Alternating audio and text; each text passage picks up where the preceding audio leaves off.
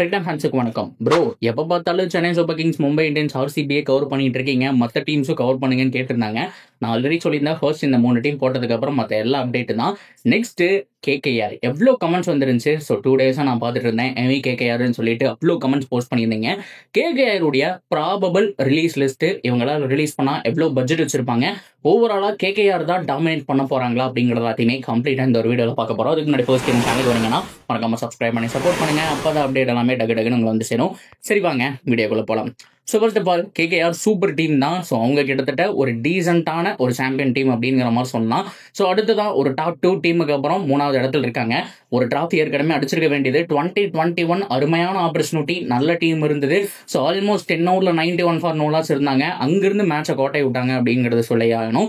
But இருந்தாலுமே அதுக்கப்புறம் நம்ம பார்த்துருப்போம் 2024 மரணத்தனமான ஒரு கம்பேக்கு, செம்ம ஸ்குவாடு. ஸோ அந்த பக்கம் ஸ்ரேயாஸ் ஐயர் தலைமையில் ஒரு பேலன்ஸ்டான ஒரு ஸ்குவாட் எடுத்து வச்சிருந்தாங்க. நல்லாவே வந்துட்டு மிச்சல் ஸ்டார்க் எதுக்கு இவ்வளோ கொடின்னு கேட்டவங்க எல்லாரும் மூஞ்சிலையுமே கரிய பூசுற அளவுக்கு அவங்களுடைய அந்த யூனிட் அப்படிங்கிறது இருந்தது. ஆனால் இந்த தடவை வேற லெவலில் பண்ணுவாங்கன்னு எக்ஸ்பெக்ட் பண்ணிட்டு இருக்கும்போது கேப்டன் ஸ்ரேயாஸ் ஐயரை கலட்டி விட்டுட்டாங்க. வெங்கடேஷ் ஐயரை 23 கோடிக்கு எடுத்தாங்க. வெங்கடேஷ் ஐயரே ஒரு இன்டர்வியூல என்ன சொல்லியிருப்பாரு அப்படின்னா, ஸோ என்ன எடுத்தது சந்தோஷம் தான், பட் இருந்தாலுமே இவ்வளோ க்ரோர் வந்துட்டு எம்எல்ஏ ஸ்பெண்ட் பண்ணதுக்கு அவங்க ஒரு பாதி பட்ஜெட்டுக்கு எடுத்தது வேற யாராவது கூட வாங்கியிருக்கலாம், டீமுக்கு நல்ல பிளேயர்ஸும் உள்ள வந்திருப்பாங்க அப்படிங்கிற மாதிரி அவர் சொல்லியிருந்தாரு.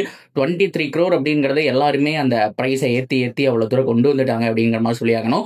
ஒருத்தான பிளேயர் தான், பட் 6 to 7 crore தான் அவருடைய ஒர்த். 23 அப்படிங்கிறது ரொம்ப ஹியூஜ் அமௌண்ட் அப்படின்னு சொல்லியாகணும். அதுக்கு தகுந்த மாதிரி வாங்கினாங்களே ஒரு ஓப்பனிங் பொசிஷனில், இல்லைன்னா ஒன் டவுனில் அவருடைய ஃபேவரட் பொசிஷன்லேயே கொடுத்துட்டு இருந்தாங்களா, அதுவும் கொடுக்கல. நிறைய பேட்டிங் பொசிஷன் மாற்றி இறக்கி அவரும் பார்த்தோம் அப்படின்னா டீசெண்டான ஒரு டோர்னமெண்ட்டாக தான் போச்சு, எக்ஸ்ட்ரா நிறைய போகல. இந்த மாதிரி பல குழப்பங்கள் இருக்கு. சரி ஓகே, இந்த வருஷம் ரிலீஸ் பிளேயர்ஸ் யாரு அப்படின்னா நம்பர் 1 வெங்கடேஷ் ஐயர். அதில் மாற்றமே கிடையாது. இவரை ரிலீஸ் பண்ணால் மட்டும்தான் மற்றவங்களை பற்றி யோசிக்க முடியும் அப்படிங்கிற மைண்ட் செட்டில் கேகேஆர் இருக்கிறாங்க. ஒரு கேமரூன் கிரீன் எடுத்து உள்ள போடுறது, இல்லை ஒரு ட்ரேடுக்கு போய் அப்ரோச் பண்ணுறதாகட்டும், இது எல்லாத்துக்குமே பட்ஜெட் வேணும். ஸோ நம்பர் 1 வெங்கடேஷ் ஐயர் தான். இவரை மட்டும் ரிலீஸ் பண்ணாங்கன்னா 23.75 கோடி அப்படிங்கிறது சாலிடா அவங்களுக்கு கிடைக்க போகுது. அடுத்தது அஜன்கியா ரஹானே, நல்ல டீசன்ட் பேட்ஸ்மேன், அது மட்டும் இல்லாமல் செம்ம கேப்டன்சி எல்லாம் ஓகே தான். பட் இருந்தாலுமே அவரை ரிலீஸ் பண்ணிட்டு இன்னும் பெட்டர் கேப்டனை எக்ஸ்பெக்ட் பண்ணிட்டு இருக்காங்க அப்படின்னு பார்க்கணும். ஸோ ஏஜ் ஃபேக்டர் அது மட்டும் இல்லாமல் அரௌண்ட் த வேர்ல்டு இருக்கக்கூடிய எல்லா டோர்னமெண்ட்டும் ஒரு ஆடுறதில்லை, இதெல்லாம் வச்சு பார்க்கும்போது அஜன்கியா ரஹானே வெளியில் போவாங்க. மேபி அவங்களுக்கு மறுபடியும் ஒரு செகண்ட் ரவுண்டில் சான்ஸ் கிடைச்சது அப்படின்னா, போன தடவையும் அப்படி தான் எடுத்தாங்க, கம்மி பட்ஜெட்டில் ரஹானேவே எடுக்கிற சான்ஸ் இருக்கு. அண்ட் குயின்டன் டிகாக் 3வது தான். ஸோ எவ்வளோ ஒரு எக்ஸ்ட்ராடினரி பேட்ஸ்மேனாக இருந்தார் மும்பை இந்தியன்ஸில் இருக்கும்போது, இப்போ ஆன் ஸ்குவாட்லேயே நம்ம பார்க்கும்போதும் சரி, அது மட்டும் இல்லாமல் அரௌண்ட் த வேர்ல்டு இருக்கக்கூடிய எல்லா டோர்னமெண்ட்லையுமே அவருடைய பர்ஃபார்மன்ஸ் அப்படிங்கிறது ரொம்ப தேஞ்சு போயிடுச்சுன்னு சொல்லி ஆகணும். ஸோ டிகாக்கையும் ரிலீஸ் பண்ணிடுவாங்க. 4வதாக கொஞ்சம் சர்ப்ரைஸ் தான் ஆண்ட்ரிக் நார்கியா. செம்ம ஒரு பவுலர், சூப்பர் பவுலர்னு சொல்லலாம். ஒரு ரபாடா, ஒரு ஹேசல்வுட் எல்லாம் பற்றி பேசிட்டு இருக்கும்போது ஆண்ட்ரிக் நார்கியா நல்ல ஸ்பேஸ் எழுதக்கூடிய பவுலர்.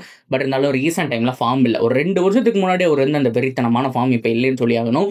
ஸோ ஆண்ட்ரிக் நார்கியாவும் ரிலீஸ் பண்ணுவாங்க. ஸோ அதுக்கப்புறம் மணிஷ் பாண்டே காலங்காலமாக டீமில் இருக்காருங்க, ஆனால் அடிக்கதான் மாட்டேறாரு அப்படிங்கிற மாதிரி. அவர் வந்துட்டு நல்ல ஒரு பேட்ஸ்மேன் தான், பட் இருந்தாலுமே இடையில கொஞ்சம் தேஞ்சு போச்சு. ஹைதராபாத்லேருந்து வெளியில் வந்தார், அதாவது கேகேஆரில் தான் இருந்தார், எகைன் வந்துட்டு ஹைதராபாத் போனார். அந்த ஒரு சீசன்லாம் முடிச்சதுக்கப்புறம் பார்த்ததுக்கப்புறம் காணாமல் போயிட்டான்னு சொல்லி ஆகணும். ஸோ அந்தளவுக்கு மணிஷ் பாண்டேக்கு மிகப்பெரிய நாக்கு ஆட முடியல, ஒரு 6 ஹிட்டிங் அபிலிட்டி கூட போயிடுச்சு அப்படிங்கிற மாதிரி சொல்லி ஆகணும். ஸோ அடுத்ததாக ஸ்பென்சர் ஜான்சன் ரொம்ப வந்துட்டு எக்ஸ்பெக்டேஷன் வச்சாங்க, ஹைப் ஏற்றுனாங்க, வேற லெவல், அடுத்தது செம்மையாக வரப்போகிறான், மிகப்பெரிய ஒரு ஆல்ரவுண்டராக வருவான், நல்லா பண்ணுறான், ஸோ பேஸும் நல்லா இருக்கு, எல்லாமே நல்லா இருக்கு, டால் பவுலர் அப்படிங்கிற மாதிரி என்னென்னமோ சொன்னாங்க. பட் இருந்தாலுமே பெருசாக எதுவுமே வரல. ஸோ எல்லா ஸ்கில்லுமே போயிடுச்சு. ஸோ 2 இயர்ஸில் பார்த்தோம் அப்படின்னா அவருடைய கரியரும் முடிஞ்சு போச்சுன்னு சொல்லி ஆகணும். அண்ட் ஃபைனலாக மொயின் அலி 50% தான். மேபி வச்சுக்குவாங்க, இல்லைன்னா ரிலீஸ் பண்ணிட்டு கம்மி ப்ரைஸுக்கு எடுப்பாங்க. ஓவராலாக இதெல்லாம் கூட்டி கழிச்சு பார்க்கும்போது சாலிடாக ஒரு 28லேருந்து ஒரு 30 கோடி பக்கம் அவங்க கையில் இருக்கும். ஸோ அதுக்கப்புறம் பேலன்ஸ் ஒரு 5 crore அப்படிங்கிறது எக்ஸ்ட்ரா தருவாங்க. 35 கோடியோட தாராளமான அமௌண்ட்டோட போய் உட்கார்றதுக்கான சான்ஸ் அப்படிங்கிறது ஹைலி பாசிபிள். மினிமம் 30லேருந்து 33 கோடியாவது வச்சிருப்பாங்க. இன்னும் நிறைய பிளேயர்ஸ் ரிலீஸ் பண்ணலாம், 40 கூட போறதுக்கான சான்ஸ் இருக்கு. அவங்க கிளியர் மைண்ட் செட் என்ன அப்படின்னா, ஒரு கேஎல் ராகுல ட்ரேட்ல கேட்டிருக்காங்க, அது மட்டும் இல்லாமல் இன்னும் ஏகப்பட்ட பேரை ட்ரை பண்ணியிருக்காங்க. ஜெய்ஸ்வால் ரொம்ப முக்கியமாக ஜெய்ஸ்வாலை கேட்டிருக்காங்க. ஜெய்ஸ்வாலுக்கு விருப்பம் இல்லைன்னு தெரிஞ்ச உடனே ஜெய்ஸ்வால் அப்ரோச் பண்ணியிருக்காங்க. யாராவது ஒருத்தர் தூக்கி உள்ள போட்டு இருக்கிற டீமை பில்ட் பண்ணி ஒரு நல்ல கேப்டன் போட்டு நெக்ஸ்ட் ஒரு 10 இயர்ஸுக்கு உருவாகணுங்கிற பிளானு. பிராவோ வேற உள்ள இருக்காருங்கிறதுனால பல யூகங்கள் அப்படிங்கிறது போயிட்டு இருக்கு. ஸோ இதைத்தான் கேகேஆர் சைட்லேருந்து ரொம்ப எக்ஸ்பெக்ட் பண்ணிட்டு இருக்காங்கன்னு சொல்லி ஆகணும். நல்ல ஒரு டீமாக அமைஞ்சிருக்க வேண்டியது. போன வருஷம் வந்துட்டு மாட்டல, ஆனால் இந்த தடவை நல்ல பட்ஜெட் இருக்கு, மினியட்ஸை நல்லா ஃபோக்கஸ் பண்ணலாம். வெயிட் பண்ணி பார்ப்போம் என்ன பண்ண போகிறாங்கிறத. So that's video guys. எத்தனை கேகேஆர் ஃபேன் இருக்கீங்க அப்படிங்கிறத கமெண்ட்டில் சொல்லுங்கள். உங்களுடைய லிஸ்ட் என்ன அப்படிங்கிறத சொல்லுங்கள். இந்த மாதிரி இன்னொரு வீடியோவோட வந்து மீட் பண்ணுறேன். See you soon guys.